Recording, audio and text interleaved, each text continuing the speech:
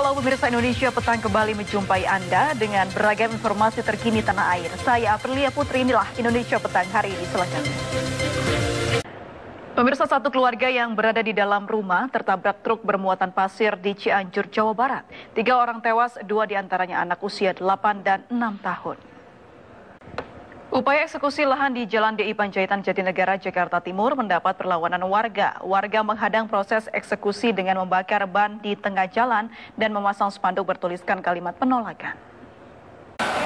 Sementara itu, eksekusi rumah mewah di kawasan Kemang, Jakarta Selatan juga diwarnai keributan. Kericuan terjadi setelah pemilik rumah melancarkan aksi perlawanan saat jurusita Pengadilan Negeri Jakarta Selatan membongkar pagar rumah. Berkas perkara pembunuhan terhadap bapak dan anak oleh istri muda di Sukabumi telah lengkap atau P21. Kini seluruh tersangka siap untuk menghadapi sidang. Pemirsa, berhati-hatilah meletakkan benda yang berbahaya dan mengancam keselamatan anak di dalam rumah. Di Padang, Sumatera Barat, balita 2 tahun menderita luka bakar di sekujur tubuh akibat terkena lampu minyak. Keluarga kini kebingungan membayar biaya perawatan yang terus membengkak. Pemirsa, tim suku Dinas Pemadam Kebakaran Jakarta Timur berjibaku untuk membebaskan jari tangan seorang bocah yang terjepit besi kursi. Proses evakuasi berlangsung dramatis dan memakan waktu hingga 2 jam. Menjelang Hari Raya Natal dan Tahun Baru, Balai Pengawas Obat dan Makanan bersama pemerintah Kabupaten Cilacap, Jawa Tengah melakukan sidak makanan dan minuman di sejumlah pasar tradisional. Dalam sidak kali ini, BPOM menemukan makanan yang mengandung zat pewarna tekstil atau rodamin B dan formalin.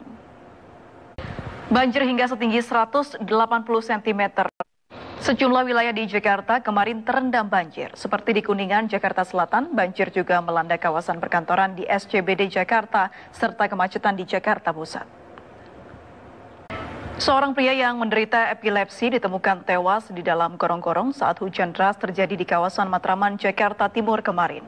Usai diautopsi, jasad korban kemudian dibawa pihak keluarga untuk dimakamkan. Pemirsa, banjir hingga setinggi 180 cm masih merendam 3 kecamatan di Kabupaten Bandung, Jawa Barat, Rabu siang. Banjir akibat luapan Sungai Citarum tersebut menghambat aktivitas warga. Presiden Joko Widodo angkat bicara terkait banjir yang merendam sejumlah titik di ibu kota Jakarta pasca hujan deras. Presiden menyebut permasalahan banjir dan kemacetan yang menjadi persoalan menahun sebagai alasan pemerintah memindahkan ibu kota ke Kalimantan Timur. Ibu kota DKI Jakarta tak luput genangan air dan banjir. Pemasangan dinding turap di sepanjang Kali Ancol menjadi salah satu upaya mitigasi struktural pemerintah untuk mengantisipasi bencana banjir. Pemirsa, warga Cipinang, Muara Jatinegara bersiap menghadapi banjir. Kawasan ini memang menjadi langganan banjir saat Jakarta didera hujan deras. Pemirsa, sebuah tebing longsor dan menutup sebagian akses dari Soreang Ciwidey, Bandung hingga menimbulkan kemacetan belasan kilometer. Insiden yang terjadi saat hujan deras ini dipicu galian batu dan tanah tanpa izin di sekitar tebing. Badan Meteorologi, Klimatologi, dan Geofisika kembali menghimbau masyarakat untuk waspada menghadapi cuaca ekstrim dalam beberapa hari ke depan. Hujan dengan intensitas tinggi dalam beberapa hari ke depan masih akan terjadi di sejumlah wilayah di tanah air. Dan berikut perakiran cuaca dari Badan Meteorologi, Klimatologi, dan Geofisika. Pemirsa, sebuah video seorang anggota PPSU DKI yang tengah berjuang membersihkan sampah viral di media sosial. Diunggah oleh akun @bukan_tukang_sampah. Video tersebut memberi pesan khususnya kepada warga DKI Jakarta dan sekitarnya untuk peduli masalah sampah. 2 siswa pendidikan Bintara Brimob Polri yang tewas tersambar petir di Pusdik Brimob Pasuruan dimakamkan di daerah asalnya masing-masing. Pemakaman dilakukan secara militer. Kepolisian berhasil mengungkap penipuan rumah bodong syariah di wilayah Jakarta. Pemirsa, modus baru merampok uang rakyat alias korupsi oleh kepala daerah dan pejabat negara kembali diungkap. Pusat Pelaporan dan Analisis Transaksi Keuangan PPATK menyebut uang hasil kejahatan dibelikan koin kasino di luar negeri. Ya, pemirsa, jelang berakhirnya masa kepemimpinan Komisi Pemberantasan Korupsi 2015-2019, para pimpinan lembaga anti rasuah berpamitan. Dalam kurun waktu 4 tahun, KPK telah menangani 608 tersangka korupsi. Jelang pelantikan Jumat esok, 5 komisioner KPK memulai masa transisi kepemimpinan. Transisi ini penting untuk estafet program dan strategi nasional KPK, selain untuk lebih mengenal kultur komisi anti rasuah. Presiden Joko Widodo membocorkan latar belakang siapa saja yang akan dilantik sebagai Dewan Pengawas KPK. Meski demikian, Presiden masih enggan merinci nama-nama calon anggota Dewan Pengawas. Dan berikut pernyataan Presiden Joko Widodo. Rencana Menteri Kelautan dan Perikanan Edi Prabowo untuk membuka kembali keran ekspor benih lobster menuai kontroversi. Tagar "Tenggelamkan Edi Prabowo" pun beredar viral di media sosial. Perumahan berlabel syariah yang dijanjikan ke konsumen tak kunjung ada. Kantor yang menjanjikan perumahan berlabel syariah di Tangerang, Banten kosong. Sementara lahan untuk bangunan perumahan di Bojonggede, Bogor, Jawa Barat terbengkalai. Setelah mendapat laporan dari masyarakat, pihak kepolisian berhasil mengungkap 2 kasus penipuan penjualan rumah syariah di wilayah Jakarta dan sekitarnya. Para tersangka menipu korbannya dengan modus yang sama, yakni penjualan rumah syariah tanpa riba, tanpa pengejakan Bank Indonesia atau BI Checking.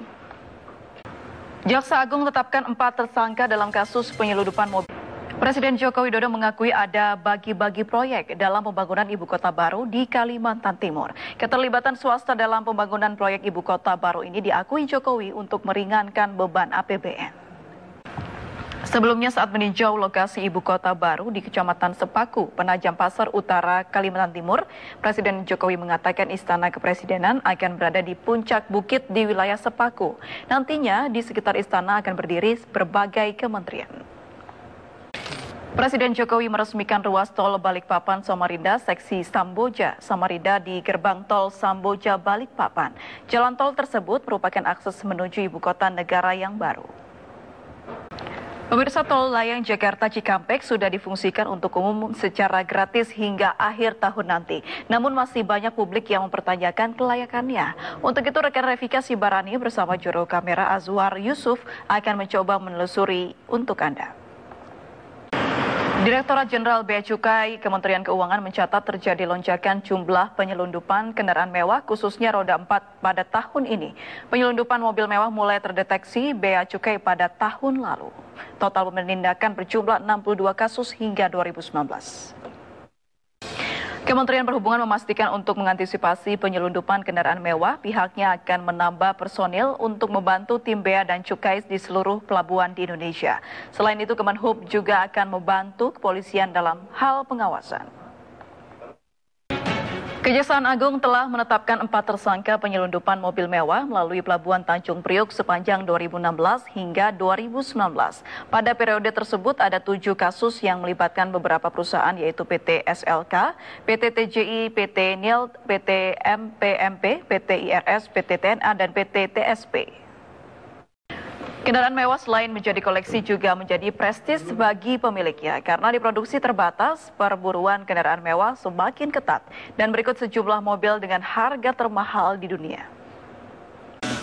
Paus Fransiskus hapus rahasia keuskupan dalam kasus pelecehan seksual oleh pastor.